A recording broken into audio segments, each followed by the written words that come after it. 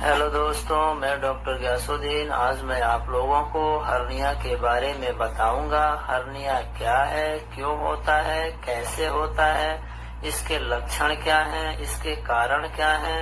Hernia के surgery के बारे में भी बताऊंगा। हर्निया की सर्जरी कैसे होती है और हर्निया की सर्जरी का वीडियो भी मैं आप लोगों को दिखाऊंगा।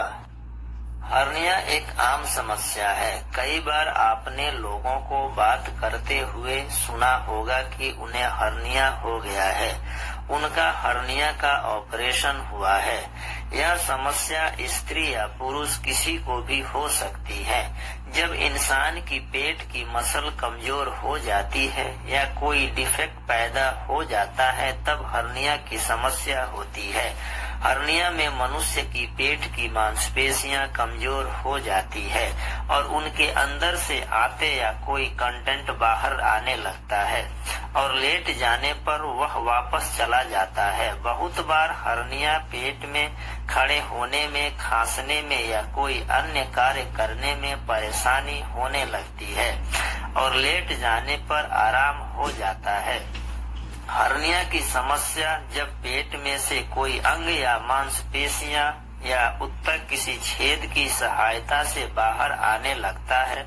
उदाहरण के लिए बहुत बार आंत पेट की कमजोर दीवार को छेद करके बाहर आ जाता है। पेट में हर्निया होना आम बात है, लेकिन यह जांघ के ऊपरी हिस्सों, बीच पेट में और ग्रोइन क्षेत्र में पाया जाता है।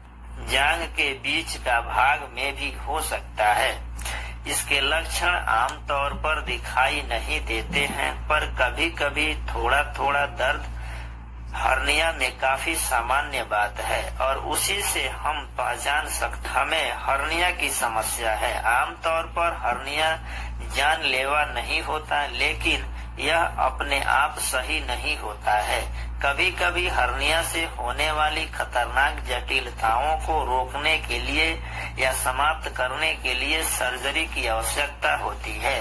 हर्निया मांसपेशियों की कमजोरी और तनाव के सहयोग के कारण होता है। इसके कारण के आधार पर हर्निया तेजी से या लंबे समय तक के लिए विकसित हो सकती है।